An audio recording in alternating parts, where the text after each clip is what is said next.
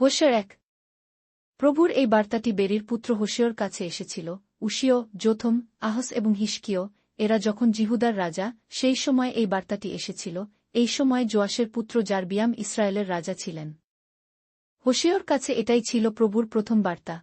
প্রভু বলেছিলেন, যাও, একজন পতিতাকে বিয়ে কর যার বেশ্যাবৃত্তির দরুন সন্তান হয়েছে। কেন? কারণ এদেশের লোকরা পতিতাদের মতোই ব্যবহার করেছে, তারা প্রভুর প্রতি অবিশ্বস্ত হয়েছে। সেজন্য হোশে দিবলাইমের কন্যা গোমরকে বিয়ে করল। গোমর গর্ভবতী হল এবং হোশেকে একটি পুত্র উপহার দিল। প্রভু হোশেকে বললেন, তার নাম জিশিয়েল রাখো। কেন? কারণ কিছুক্ষণের মধ্যে আমি জিশিয়েলের উপত্যকাতে রক্তপাতের জন্য জেহুর পরিবারকে শাস্তি দেব, তারপর আমি ইসরায়েলের রাজ্যকে ধ্বংস করব।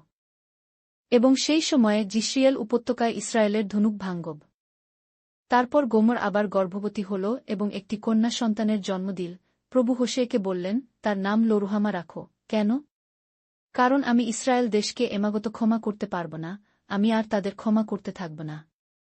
কিন্তু আমি জিহুদা জাতির প্রতি করুণা দেখাব, আমি জিহুদা জাতিকে রক্ষা করব, আমি তাদের রক্ষা করার জন্য ধনুক অথবা তরবারি ব্যবহার করব না, আমি তাদের রক্ষা করার জন্য যুদ্ধের ঘোড়া অথবা সৈন্য ব্যবহার করব না, আমি আমার নিজের ক্ষমতা বলে তাদের রক্ষা করব। লোরুহামার লালনপালন শেষ করার পর গোমর আবার গর্ভবতী হল, সে একটি শিশু পুত্রের জন্ম দিল। তখন প্রভু বললেন, তার নাম লম্মি রাখো। কেন? কারণ তোমরা আমার লোক নও, আমি তোমাদের ঈশ্বর নই। ভবিষ্যতে ইসরায়েল জাতির লোকসংখ্যা সমুদ্রের বালির মতো অসংখ্য হবে, তুমি বালি পরিমাপ করতে পার না অথবা তার সংখ্যা গুনতেও পার না। তখন এটা যেখানে তাদের বলা হয়েছিল, তোমরা আমার লোক নও, সেই জায়গাতেই তাদের বলা হবে, তোমরা জীবন্ত ঈশ্বরের সন্তান। তখন জিহুদাবাসী এবং ইসরায়েলবাসীরা একত্রিত হবে, তাদের মধ্যে থেকে তারা একজন শাসককে নির্ধারণ করবে, এবং ওই দেশের ভূখণ্ডের জন্য তাদের জাতি হবে অনেক বড়। জিশিয়েলের দিন সত্যই মহৎ হবে। হোশে ২।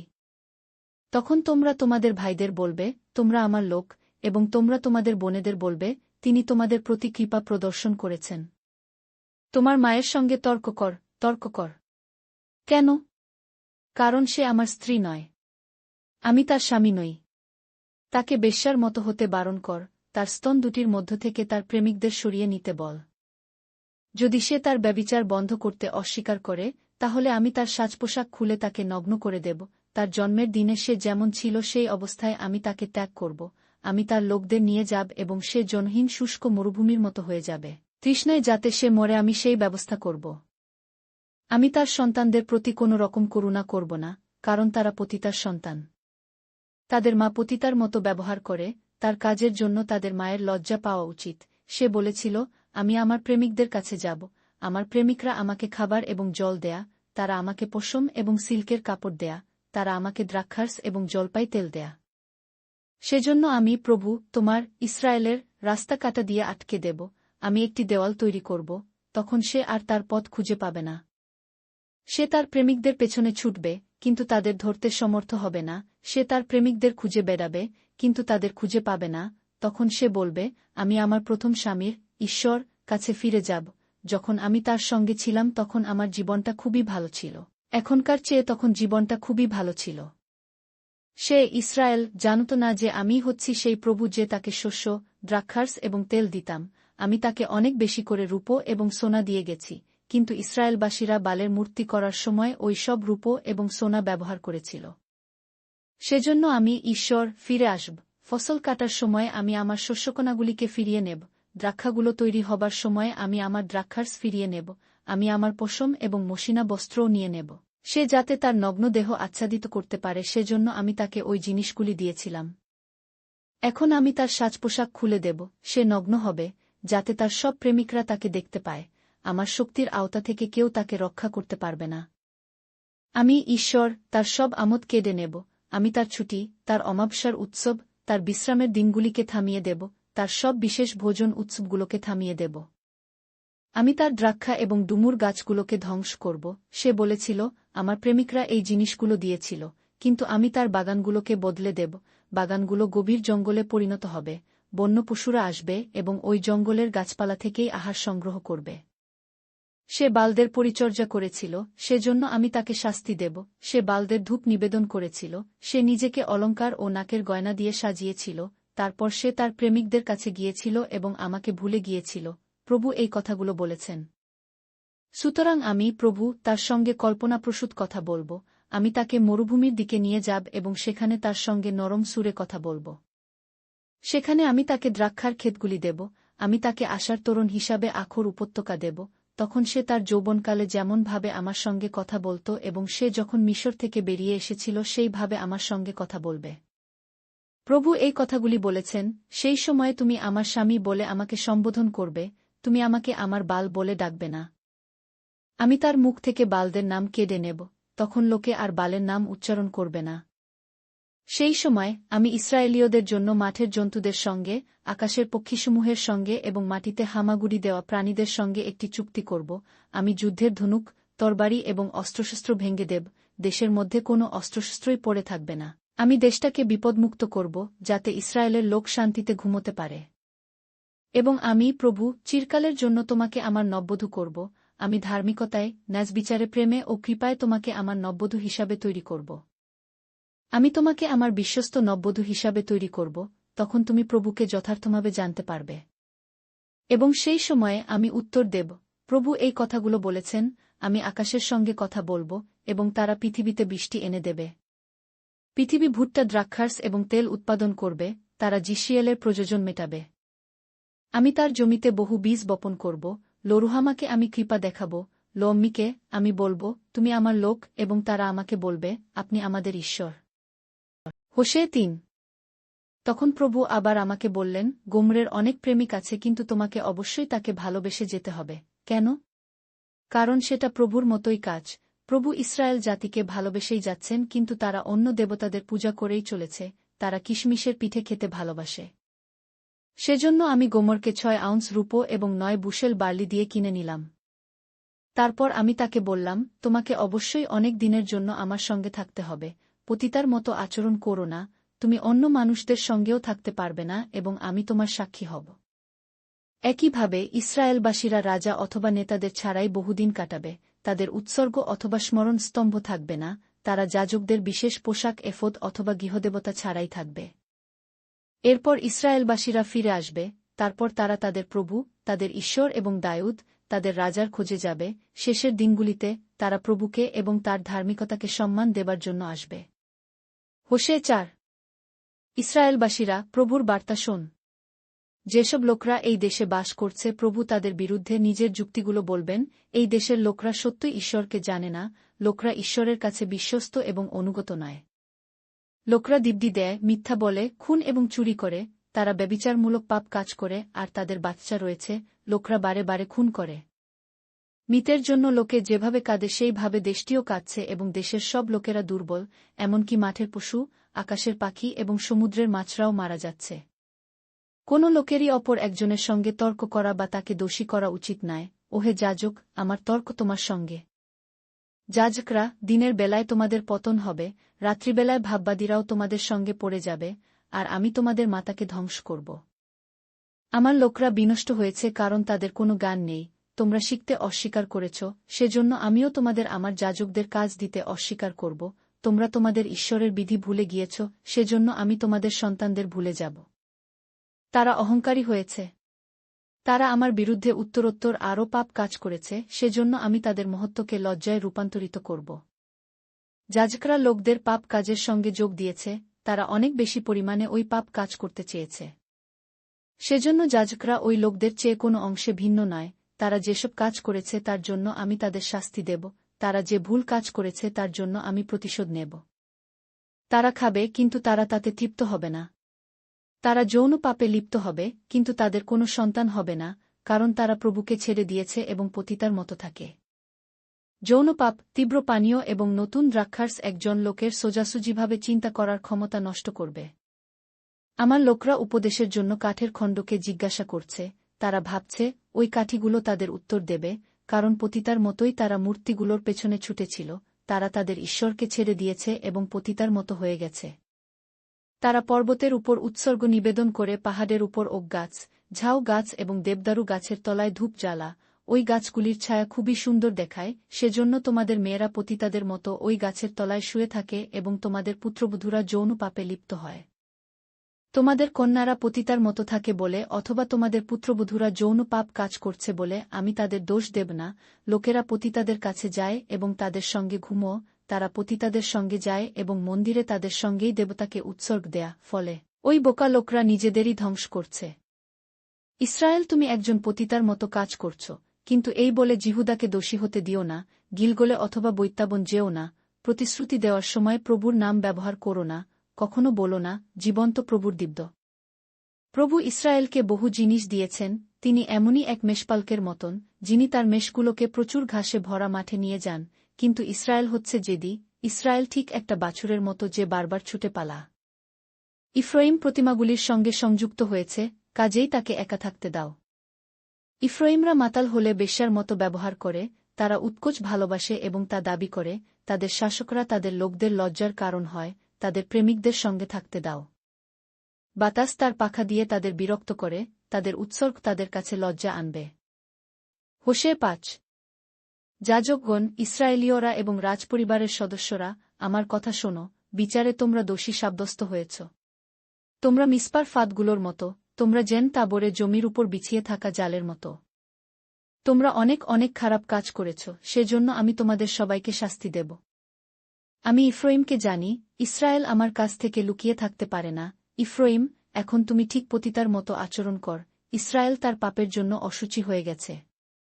ইসরায়েলবাসীরা বহু খারাপ কাজ করেছে এবং ওই খারাপ কাজগুলো তাদের ঈশ্বরের কাছে ফিরে যাওয়ার পক্ষে বাধা হয়ে গেছে। তারা সব সময় কিভাবে অন্যান্য দেবতার পেছনে ছোটা যায় তার কথাই চিন্তা করে, তারা প্রভুকে জানে না। ইসরায়েলের অহংকারই তাদের বিরুদ্ধে একটি সাক্ষী। ওই ইসরায়েল এবং ইফ্রাইম তাদের পাপে হোঁচট খেয়েছে, জিহুদাও তাদের সঙ্গে হোঁচট খেয়েছে। জনসাধারণের নেতারা প্রভুর খোঁজে যাবে, তারা তাদের সঙ্গে মেষ এবং গরুগুলিকেও নেবে, কিন্তু তারা প্রভুকে খুঁজে পাবে না। কেন? কারণ তিনি তাদের ছেড়ে চলে গেছেন। তারা প্রভুর প্রতি বিশ্বস্ত ছিল না, তাদের সন্তানরা কোনো অপরিচিত জাত, কিন্তু এখন তিনি আবার তাদের এবং তাদের দেশ ধ্বংস করবেন। গিবিজতে ভেরি বাজাও, রামাতে তুরি বাজাও, বৈত্যাবনে সতর্কবাণী দাও, বিন্যামিন, সেও তোমার পেছনে। শাস্তি দেওয়ার সময় ইফ্রাইম শূন্য হয়ে যাবে। আমি, ঈশ্বর, ইসরায়েলের পরিবারদের এই বলে সতর্ক করে দিচ্ছি যে, ওই ব্যাপারগুলো সত্যই ঘটবে।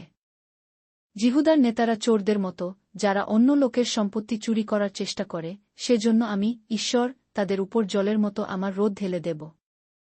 ইফ্রাইম শাস্তি পাবে, দ্রাক্ষার মতো তাকে চেপে পিষে ফেলা হবে, কারণ সে নোংরা জিনিসকে অনুসরণ করবে বলে ঠিক করেছে। পতঙ্গ যেভাবে কাপড়ের টুকরো নষ্ট করে, সেইভাবে আমি ইফ্রাইমকে ধ্বংস করব।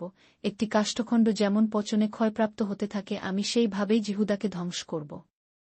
ইফ্রাইম তার অসুস্থতা দেখেছিল এবং জিহুদা তার আঘাত দেখেছিল, সেজন্য তারা অসুরের কাছে সাহায্যের জন্য গিয়েছিল।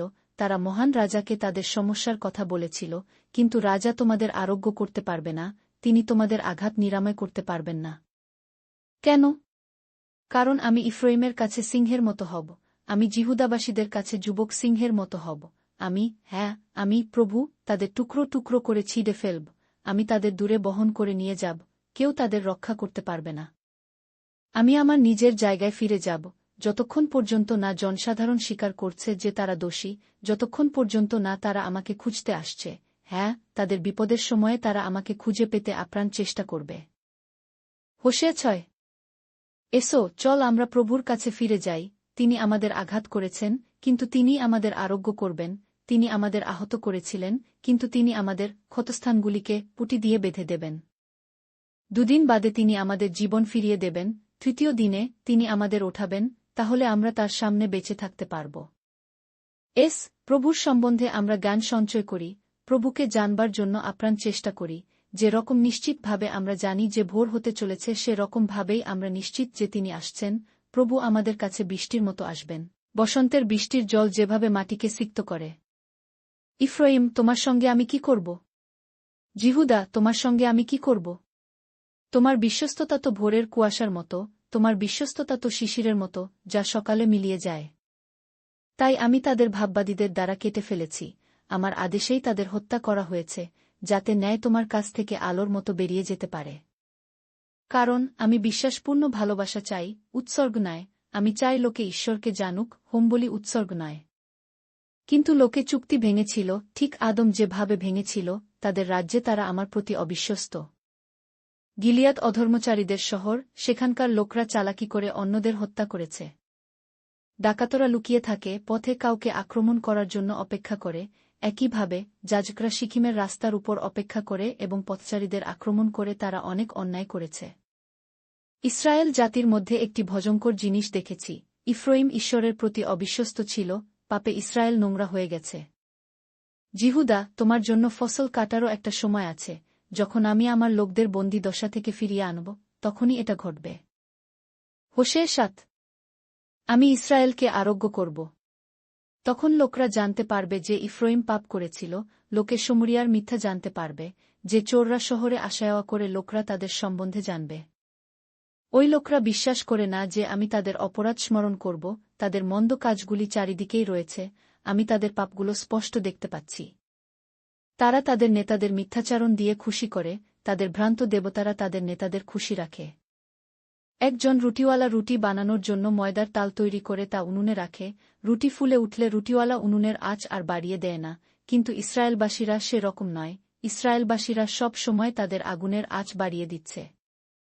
আমাদের রাজার দিনে দ্রাক্ষারসের উত্তাপে নেতারা অসুস্থ হয়ে পড়েছে, সেজন্য রাজা বিদ্রুপকারীদের বিরুদ্ধে হাত প্রসারিত করেছেন। লোকরা তাদের গোপন ফন্দি আটে, উত্তেজনায় তাদের হৃদয় উনুনের মতো জ্বলে, সারারাত ধরে তাদের উত্তেজনা জ্বলে, এবং সকাল বেলায়ও সেই উত্তেজনা আগুনের মতো ভীষণ গরম। তারা সবাই গরম উনুনের মতন, তারা তাদের শাসকদের ধ্বংস করেছে, তাদের সব রাজারা ভূপতিত হয়েছে, তাদের মধ্যে কেউই সাহায্যের জন্য আমাকে ডাকেনি। ইফ্রাইম অন্য জাতিসমূহের সঙ্গে মিশছে, ইফ্রাইম কেকের মতো যার দুদিক সাকা হয়নি। অপরিচিতরা ইফ্রাইমের ক্ষমতা ধ্বংস করে, কিন্তু ইফ্রাইম সে বিষয় কিছুই জানে না, ইফ্রাইমের উপর পাকা চুল ছড়িয়ে দেওয়া হয়েছে, কিন্তু ইফ্রাইম এসবের বিষয় কিছুই জানে না। ইফ্রাইমের অহংকার কেবল মাত্র তার বিরুদ্ধেই কথা বলে, সাধারণ মানুষের অনেক বিপদাপদ গেছে, কিন্তু তবুও তারা এখনও তাদের প্রভু ঈশ্বরের কাছে ফিরে যায়নি, লোকরা ঈশ্বরের দিকে সাহায্যের জন্য তাকায়নি। সেজন্য ইফ্রাইম বোকা ঘুঘু পাখির মতোই হয়ে গেছে, যার বোধবুদ্ধি নেই। লোকরা সাহায্যের জন্য মিশরকে ডেকেছিল, লোকরা সাহায্যের জন্য অসুরে গিয়েছিল। তারা সাহায্যের জন্য ওই দেশগুলোতে যায়, কিন্তু আমি তাদের ফাঁদে ফেলব, আমি আমার জাল তাদের উপর ছুঁড়ে ফেলব এবং আকাশের পাখিদের মতো আমি তাদের নিচে নামাব, তাদের চুক্তির জন্য আমি তাদের শাস্তি দেব। এটা তাদের পক্ষে খারাপ হবে, তারা আমাকে পরিত্যাগ করেছে, তারা আমার আদেশ মানতে অস্বীকার করেছে, সেজন্য তারা ধ্বংস হবে। আমি ওই লোকদের রক্ষা করেছি, কিন্তু তারা আমার বিরুদ্ধে মিথ্যে কথা বলে। তারা কখনোই আমাকে পুরোপুরি আন্তরিকভাবে ডাকেনি, পরিবর্তে তারা শস্য এবং নতুন দ্রাক্ষারসের জন্য তাদের বিছানায় শুয়ে আর্তনাদ করছে, তারা বন্য পশুর মতো তাদের মূর্তিসমূহের কাছে আর্তনাদ করছে, কিন্তু তারা আমার বিরুদ্ধে গিয়েছে। আমি তাদের প্রশিক্ষণ দিয়েছিলাম এবং তাদের হাত শক্তিশালী করেছিলাম, কিন্তু তারা আমার বিরুদ্ধে অন্যায় ফন্দি এঁটেছে। কিন্তু তারা ছিল একটি বঞ্চক ধনুকের ৩-১ মতো, তারা ফিরেছিল, কিন্তু আমার কাছে ফিরে আসেনি। ৩-২ তাদের নেতারা তাদের রুদ্ধ কথাবার্তার দরুন তাদের তরবারির আঘাতেই নিহত হবে, তখন মিশরবাসীরা তাদের দেখে হাসবে। হোশে ৮। তোমাদের ঠোঁটে শিঙা রাখো এবং শিঙা বাজিয়ে সতর্ক করে দাও, প্রভুর গৃহের উপর ঈগল পাখির মতো হও। ইসরায়েলবাসীরা আমার চুক্তি ভঙ্গ করেছে, তারা আমার বিধি মান্য করেনি। তারা আমার দিকে তীব্রস্বরে চিৎকার করে, আমার ঈশ্বর, আমরা ইসরায়েলবাসীরা আপনাকে জানি। কিন্তু ইসরায়েলবাসীরা ভালো জিনিস নিতে অস্বীকার করে, সেজন্য সেওরা তাদের পেছনে তাড়া করে। ইসরায়েলীয়রা তাদের রাজাদের মনোনীত করেছে, কিন্তু তারা আমার কাছে পরামর্শ নিতে আসেনি। ইসরায়েলবাসীরা নেতাদের নির্বাচন করে, কিন্তু যাদের আমি জানি, তারা তাদের নির্বাচন করেনি। ইসরায়েলবাসীরা নিজেদের জন্য তাদের সোনা ও রূপা দিয়ে মূর্তি বানা, সুতরাং তারা ধ্বংস হবে। হে শমরিয়া মূর্তি, ঈশ্বর তোমাদের গোবৎস মূর্তি গ্রহণ করতে অস্বীকার করেছেন। ঈশ্বর বলেছেন, আমি ইসরায়েলবাসীদের বিরুদ্ধে খুবই রুদ্ধ, ইসরায়েলবাসীরা তাদের পাপকাজের জন্য শাস্তি পাবে। কিছু কর্মী ওই মূর্তিগুলিকে তৈরি করছে, তারা ঈশ্বর নয়, শমরিয়ার বাছুর টুকরো টুকরো করে ভেঙে ফেলা হবে। ইসরায়েলীয়রা নির্বোধের মতো একটা কাজ করেছিল এবং সেটা ছিল যেন বাতাস রোপণ করবার চেষ্টার মতো, তারা কেবল কষ্ট পাবে, তারা কেবল মাত্র সাইক্লোনের মতো শস্য পাবে, মাঠে শস্য বাড়বে, কিন্তু সে শস্য কোনো খাদ্য দেবে না, এমনকি যদি কিছু জন্মায়, তবে অপরিচিতরাই তা খেয়ে নেবে। ইসরায়েল ধ্বংস হয়েছিল, ইসরায়েলীয়রা জাতির মধ্যে ছড়িয়ে পড়েছে যেন কোনো খাবার যেটা কারও ভাল লাগেনি বলে ফেলে দেওয়া হয়েছে। ইফ্রাইম তাকে তোষামত করেছিল, বন্য গাধার মতো সে ঘুরতে ঘুরতে অসুরীয়তে গিয়ে পৌঁছেছিল। ইসরায়েলীয়রা জাতিগণের মধ্যে তাদের প্রেমিকদের কাছে গিয়েছিল, কিন্তু আমি ইসরায়েল জাতিদের একত্রিত করব, কিন্তু তাদের সেই প্রবল ক্ষমতাবান রাজার থেকে তাদের কিছুটা কষ্ট ভোগ করতেই হবে। ইফ্রাইম অনেক বেশি করে পুজো বেদি তৈরি করেছে এবং সেটা তৈরি করাটা পাপ হয়েছে, সেই পুজো বেদিগুলো ইফ্রাইমের পাপের পুজো বেদি। এমনকি যদি আমি ইফ্রাইমের জন্য 1,000 বিধিও রচনা করি, তবু সেগুলোর দিকে সে এমন চোখে দেখবে যেন সেগুলো কোনো অপরিচিতদের জন্য রচিত হয়েছে। ইসরায়েলবাসীরা বলি উৎসর্গ করতে ভালোবাসে, তারা মাংস উৎসর্গ করে এবং তা খায়। প্রভু তাদের উৎসর্গ গ্রহণ করেন না, তিনি তাদের পাপগুলো মনে রাখেন এবং তিনি তাদের শাস্তি দেবেন, বন্দী হিসেবে তাদের মিশরে নিয়ে যাওয়া হবে। ইসরায়েল রাজাদের প্রাসাদ তৈরি করে, কিন্তু তারা তাদের নিজেদের নির্মাতাকে ভুলে গেছে। এখন জিহুদা দুর্গ তৈরি করছে, কিন্তু আমি জিহুদার শহরগুলোর জন্যে আগুন পাঠাব, এবং সেই আগুন তার দুর্গগুলো ধ্বংস করে দেবে। হোসে নয়। ইসরায়েল, তোমরা অন্য জাতির মতো উৎসব করো না, আনন্দিত হজো না। তোমরা পতিতার মতো ব্যবহার করেছ এবং তোমরা ঈশ্বরকে পরিত্যাগ করেছ। প্রত্যেক মাডাইয়ের জমিতে তোমরা যৌন পাপ কাজ করেছিলে। কিন্তু ওই মাডাইয়ের জমি থেকে পাওয়া শস্য যথেষ্ট পরিমাণে ইসরায়েলকে খাদ্য দেবে না, সেখানে ইসরায়েলের জন্য যথেষ্ট পরিমাণে দ্রাক্ষারসও থাকবে না। ইসরায়েল জাতি প্রভুর দেশে বাস করতে পারবে না, ইফ্রাইম মিশরে ফিরে যাবে, যে খাদ্যগুলো তাদের খাওয়া উচিত নয়, সেই খাদ্যগুলি তারা অসুরিয়তে খাবে। ইসরায়েল জাতি প্রভুকে দ্রাক্ষারস নৈবেদ্য দেবে না, তারা তার কাছে বলি উৎসর্গ করবে না, তাদের উৎসর্গীকৃত খাদ্য শেষের সময়কার খাদ্যের মতো মনে হবে, তারা যা খাবে তা অপরিচ্ছন্ন হবে, তাদের রুটি প্রভুর মন্দিরে যাবে না, তা তাদের নিজেদেরই খেতে হবে। তারা, ইসরায়েল জাতি, প্রভুর ছুটির দিন অথবা উৎসবের দিন উদযাপন করতে পারবে না। ইসরায়েলের লোকরা সে দেশ ত্যাগ করেছে, তার কারণ সেওরা তাদের সর্বস্ব নিয়ে নিয়েছে, কিন্তু মিশর লোকগুলোকেই নেবে, মোফ তাদের সমাহিত করবে, তাদের রূপোর কোষাগারে আগাছা জন্মাবে, যেখানে ইসরায়েলীয়রা বাস করত সেখানে কাটাগাছ জন্মাবে। ভাববাদীরা বলে, ইসরায়েল, এই বিষয়গুলি তোমরা শেখো, শাস্তির সময় এসেছে, তোমরা যে মন্দ কাজগুলো করেছিলে তার খেসারত দেবার সময় এসেছে। কিন্তু ইসরায়েলের লোকরা বলছে, ভাববাদীরা নির্বোধ, ঈশ্বরের আত্মা বিশিষ্ট এই ব্যক্তিটি বিকৃত মস্তিষ্ক। ভাববাদীরা বলছে, তোমার খারাপ কাজের জন্যে এবং তোমার ঘৃণার জন্য তুমি শাস্তি পাবে, তোমার কুৎসিত পাপ ও ঘৃণার জন্য তুমি শাস্তি পাবে। ঈশ্বর এবং ভাববাদীরা হচ্ছে পাহারাওয়ালার মতো যারা ইফ্রাইমের উপর নজর রাখছে, কিন্তু পথে অনেক ফাঁদ পাতা আছে, লোকরা ভাববাদীদের ঘৃণা করে, এমনকি ঈশ্বরের আবাসের মধ্যেও লোকরা ভাববাদীকে ঘৃণা করে। গিবিয়ার সময়ের মতোই ইসরায়েলীয়রা দুষ্ট, প্রভু ইসরায়েল জাতির পাপ কাজ মনে রাখবেন, তিনি তাদের পাপের জন্য শাস্তি দেবেন। যে সময় আমি ইসরায়েলকে পেলাম, সে সময় তারা ছিল মরুভূমিতে পাওয়া টাটকা দ্রাক্ষার মতো, তারা ঋতুসূচনায় গাছের প্রথম ডুমুরগুলির মতো ছিল, কিন্তু তারপর তারা বালপিওরের কাছে এল এবং বদলে গেল, তাই তাদের আমায় পচে যাওয়া ফলের মতো ছুঁড়ে ফেলে দিতে হল। তারা সেই ভয়ঙ্কর জিনিসের, মূর্তির মতোই হয়ে উঠল যাদের তারা ভালোবাসত। একটি পাখির মতোই ইফ্রাইমের মহিমা উড়ে যাবে, সেখানে আর কেউ গর্ভবতী হবে না, কোনো জন্ম হবে না, কোনো শিশু থাকবে না। কিন্তু যদি কোনো ইসরায়েলীয়রা তাদের সন্তানদের লালন পালন করে তাহলেও সে তাদের কোনো সাহায্যে আসবে না, আমি তাদের কাছ থেকে শিশুদের নিয়ে নেব, আমি তাদের ত্যাগ করব, এবং ঝামেলা ছাড়া তাদের কাছে আর কিছুই থাকবে না। আমি দেখতে পাচ্ছি যে ইফ্রাইম তার সন্তানদের ফাঁদের দিকে নিয়ে যাচ্ছে, ইফ্রাইম তার সন্তানদের হত্যাকারীর দিকে নিয়ে যাচ্ছে। প্রভু, আপনি যা চান তাই তাদের দিন, তাদের এমন একটি জরাজু দিন যাতে সন্তান ধারণ না করে, তাদের এমন স্তন দিন যা দুধ দিতে পারে না। তাদের সব মন্দতা গিলগলে রয়েছে, আমি সেখানে তাদের ঘৃণা করতে আরম্ভ করেছি, আমি তাদের আমার বাড়ি ছাড়তে বলপ্রয়োগ করব কারণ তারা সব পাপ কাজ করেছে, আমি তাদের আর কখনোই ভালোবাসব না, তাদের নেতারা বিদ্রোহী, তারা আমার বিরুদ্ধে গেছে।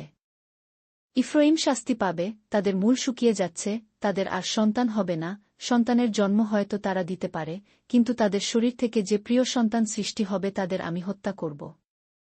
ওই লোকরা আমার ঈশ্বরের কথা শুনবে না, সেজন্য তিনিও তাদের কথা শুনতে অস্বীকার করবেন, তারা গৃহহীন হয়ে অন্য জাতের মানুষের মধ্যে ঘুরে বেড়াবে। হোশের 1:0।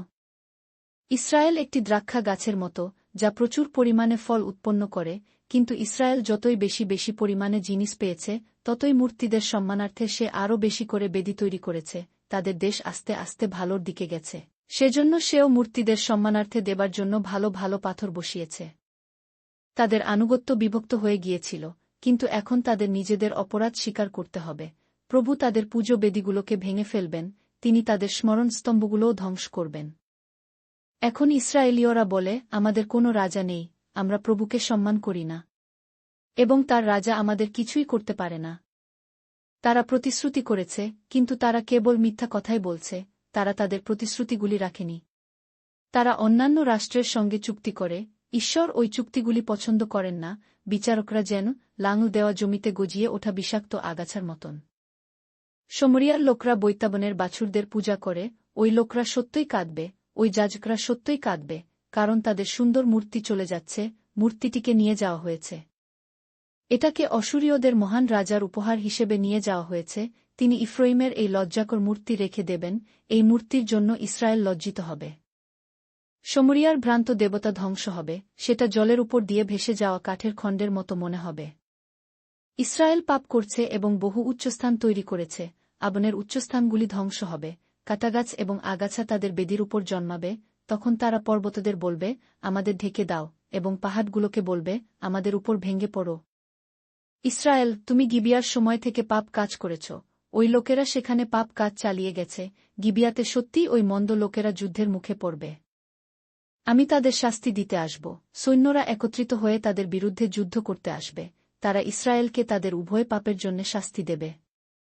ইফ্রাইম একটি শিক্ষা দেওয়া বাছুরের মতো যে শস্য মাড়াইয়ের জমির উপর দিয়ে হাঁটতে ভালোবাসে, আমি তার ঘাড়ের উপর দাসত্বের একটা ভালো জোয়াল রাখব, আমি ইফ্রাইমের উপর দড়ি রাখব, যখন জিহুদা জমি চাষ করতে আরম্ভ করবে, যাকব নিজেই জমিটাকে ভেঙে দেবে। তুমি যদি ধার্মিকতার বীজ বপন করো, তবে তুমি প্রকৃত ভালোবাসার ফসল পাবে, তোমার জমি চাষ করো, তবে তুমি প্রভুর সঙ্গে ফসল তুলতে পারবে, তিনি আসবেন, এবং বৃষ্টি পড়ার মতো তোমার উপরে ধার্মিকতা বর্ষণ করবেন। কিন্তু তুমি অসৎ জিনিস বপন করেছ, এবং ফসল হিসেবে অশান্তিই পেয়েছ, তুমি তোমার মিথ্যার ফল খেয়েছিলে, কারণ তুমি তোমার শক্তিতে এবং তোমার সৈন্যদের উপর বিশ্বাস করেছ। সেজন্যে তোমার সৈন্যরা যুদ্ধের কোলাহল শুনবে এবং তোমাদের সব দুর্গগুলি ধ্বংস হবে। এটা সেই সময়ের মতো হবে যখন সলমন বৈতরবেল ধ্বংস করেছিল, সেই যুদ্ধের সময় মায়েরা তাদের সন্তানদের সঙ্গেই নিহত হয়েছিল। এবং তোমাদের ক্ষেত্রে বৈথেলে সেই রকমই ঘটবে, কারণ তোমরা অনেক অশুভ কাজ করেছিলে। যখন সেই দিনটি আসবে, তখন ইসরায়েলের রাজা সম্পূর্ণরূপে ধ্বংস হয়ে যাবে। হোশের ১:১। প্রভু বলেছেন, ইসরায়েল যখন শিশু ছিল তখন আমি তাকে ভালোবেসেছিলাম, আমি আমার পুত্রকে মিশর থেকে ডেকে নিয়েছিলাম। কিন্তু আমি যত বেশি করে ইসরায়েলীয়দের ডেকেছি ততই বেশি করে ইসরায়েলীয়রা আমাকে ছেড়ে গেছে। ইসরায়েলীয়রা বালদের সে বলি দিয়েছিল, তারা মূর্তিগুলির সামনে ধূপ বালিয়েছিল। কিন্তু আমি ইফ্রাইমকে হাঁটতে শিখিয়েছিলাম। আমি ইসরায়েলীয়দের আমার বাহুর মধ্যে নিয়েছিলাম। আমি তাদের আরোগ্য করেছিলাম। কিন্তু তারা তা জানে না। আমি তাদের দড়ি দিয়ে পথ দেখিয়েছিলাম, কিন্তু সে দড়ি ছিল ভালোবাসারই দড়ি, আর আমি তাদের কাছে সেই লোকেদের মতো ছিলাম যারা ঘাট থেকে জোয়াল উঠিয়ে নেয়া, আমি নিচু হয়ে তাদের খাওয়াতাম। ইসরায়েল জাতি ঈশ্বরের দিকে ফিরতে অস্বীকার করেছিল, সেজন্য তারা মিশরে যাবে। অসুর রাজা তাদের রাজা হবে। তরবারি তাদের শহরের বিরুদ্ধেই ঘুরবে, সেই তরবারি তাদের শক্তিশালী লোকেদের হত্যা করবে, সেটা তাদের নেতাদেরও ধ্বংস করবে। আমার লোকেরা আশা করে যে আমি তাদের কাছে ফিরে যাব, তারা স্বর্গের ঈশ্বরকে ডাকবে, কিন্তু ঈশ্বর তাদের সাহায্য করবে না, প্রভু ইসরায়েলকে ধ্বংস করতে চাইছেন না। তোমাদের প্রতি আমার ভালোবাসা খুবই তীব্র। আমি আমার ভয়ঙ্কর রোধক কখনই জলি হতে দেব না, আমি আবার ইফ্রাইমকে ধ্বংস করব না, আমি ঈশ্বর, আমি মানুষ নই, আমি সেই পবিত্রজন, আমি তোমাদের সঙ্গেই আছি, আমি এওত প্রকাশ করব না। আমি সিংহের মতন গর্জন করব, আমি গর্জন করব এবং আমার সন্তানরা আসবে ও আমাকে অনুসরণ করবে, আমার সন্তানরা ভয়ে কাঁপতে কাঁপতে পশ্চিম দিক থেকে আসবে। পাখির মতন কাঁপতে কাঁপতে তারা মিশর থেকে আসবে, অসুরীয় দেশ থেকে তারা ঘুঘু পাখির মতো কাঁপতে কাঁপতে আসবে, এবং আমি তাদের গৃহে ফিরিয়ে নেব, প্রভু এই কথাই বলেছেন। ইফ্রাইম তার মূর্তিদের দ্বারা আমাকে ঘিরে রেখেছে, ইসরায়েলবাসীরা আমার বিরুদ্ধে গিয়েছিল, এবং তারা ধ্বংস হয়ে গেছে। কিন্তু জিহুদা এলের সঙ্গে এখনও ঘুরছে, জিহুদা সেই পবিত্রদের কাছে বিশ্বস্ত। হোশেয়া ১:২। ইফ্রাইম তার সময় নষ্ট করছে, ইসরায়েল সারাদিন ধরে হাওয়ার পেছনে ছুটছে, জনসাধারণ আরও বেশি করে মিথ্যা বলছে, তারা আরও বেশি চুরি করছে, তারা অসুরের সঙ্গে চুক্তি করেছে, এবং তাদের জলপাই তেল মিশরে বহন করে নিয়ে যাচ্ছে। প্রভু বলেছেন, ইসরায়েলের বিরুদ্ধে আমার বলবার বিষয় আছে, যাকব তার কাজের জন্য অবশ্যই শাস্তি পাবে, যেসব খারাপ কাজ সে করেছে তার জন্য সে অবশ্যই শাস্তি পাবে। এমনকি যাকব যখন তার মায়ের গর্ভে ছিল, তখন থেকেই সে তার ভাইদের বিরুদ্ধে চ্যান্ত করতে শুরু করে দিয়েছিল। যাকব একজন শক্তিশালী যুবক ছিল, এবং সেই সময় সে ঈশ্বরের সঙ্গে লড়াই করেছিল। সে ঈশ্বরের দূতের সঙ্গে লড়াই করেছিল এবং জিতেছিল। সে কেঁদে অনুগ্রহ চেয়েছিল। বৈথেলে এই ঘটনা ঘটে, সেখানে সে আমাদের সঙ্গে কথা বলেছিল। হ্যাঁ, সৈন্যবাহিনীর ঈশ্বর হচ্ছেন জিহোবা, তার নাম জিহোবা, প্রভু। সেজন্য তোমরা তোমাদের ঈশ্বরের কাছে ফিরে এসো, তার বশবর্তী হও, সঠিক কাজ কর। সব সময় তোমার ঈশ্বরকে বিশ্বাস কর। যাকব একজন পাকা ব্যবসায়ী লোক, সে তার বন্ধুদেরও প্রতারণা করে। এমনকি তার দাড়িপাল্লাও ঠিক নেই। ইফ্রাইম বলেছিল, আমি একজন ধনী। আমি প্রকৃত ধন খুঁজে পেয়েছি। কোনো ব্যক্তি আমার অপরাধ সম্পর্কে জানতে পারবে না, কোনো ব্যক্তি আমার পাপের সম্বন্ধে জানতে পারবে না।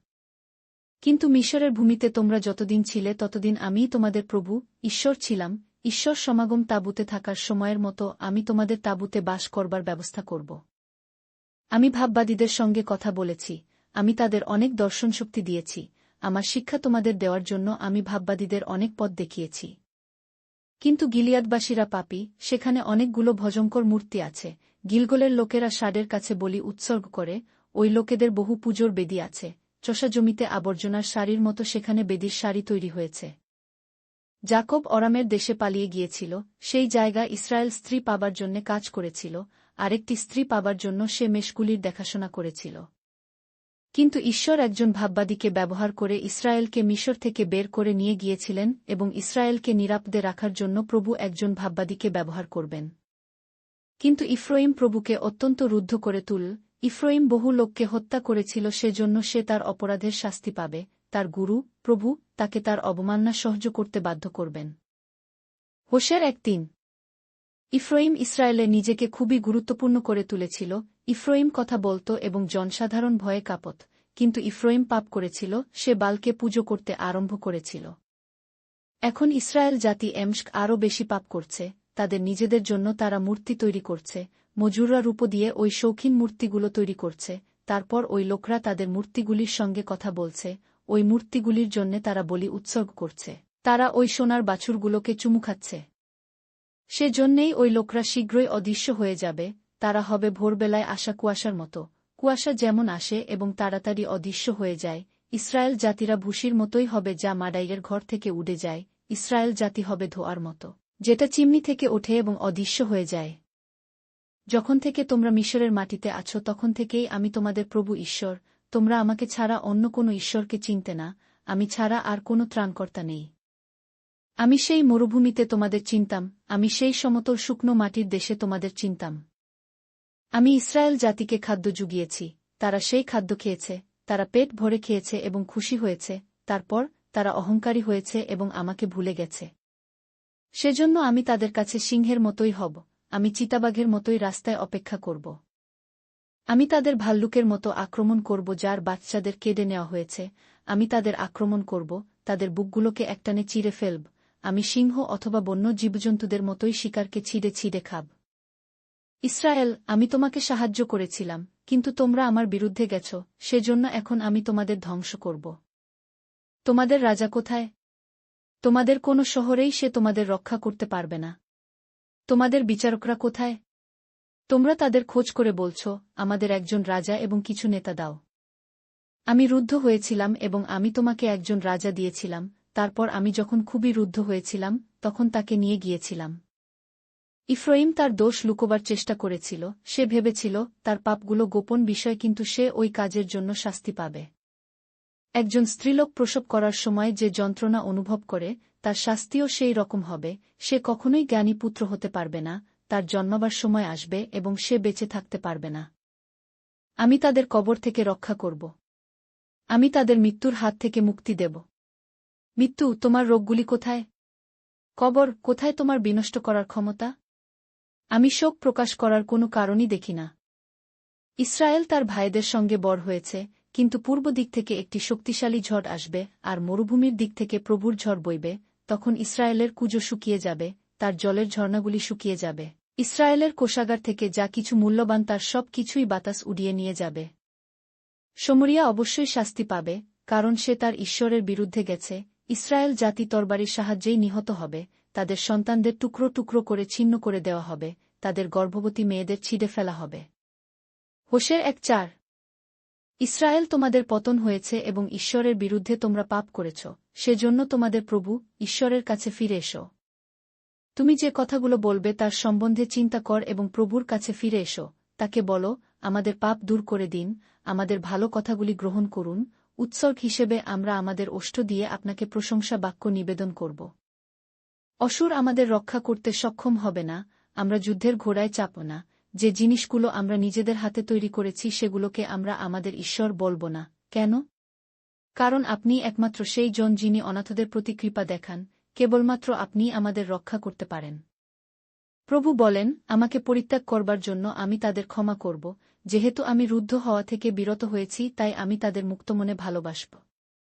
আমি ইসরায়েলের কাছে শিশিরের মতো হব, ইসরায়েল লিলির মতো উঠিত হবে, সে লিবাননের সিডার গাছের মতো হবে। তার শিকড়গুলি বাড়বে এবং তাকে একটি সুন্দর জলপাই গাছের মতো দেখাবে, লিবাননের সিডার গাছগুলো থেকে যে সুন্দর গন্ধ আসে সেও সে রকম সুন্দর গন্ধ হবে। ইসরায়েলের জনসাধারণ আবার আমার আশ্রয়ে থাকবে, তারা শস্যের মতো বাড়বে, তারা দ্রাক্ষা গাছের মতো মুকুলিত হবে, তারা লিবাননের মদের মতো হবে। ইফ্রাইম, মূর্তিগুলো নিয়ে আমার আর বেশি কিছু করবার থাকবে না, আমি সেই এক যিনি তোমাদের প্রার্থনার উত্তর দেন, আমি সেই যে তোমাদের উপর নজর রাখে, আমি সেই ফার গাছের মতো যেটা চিরসবুজ, আমার কাছ থেকেই তোমাদের ফল আসে। একজন জ্ঞানী ব্যক্তি এই বিষয়গুলো বুঝতে পারছে, একজন চটকদার মানুষকে অবশ্যই এই বিষয়গুলি শিখতে হবে। প্রভুর পথ সকল সঠিক, ভালো লোকরা সেই পথেই বাঁচবে, পাপীরা তার দ্বারাই মারা যাবে।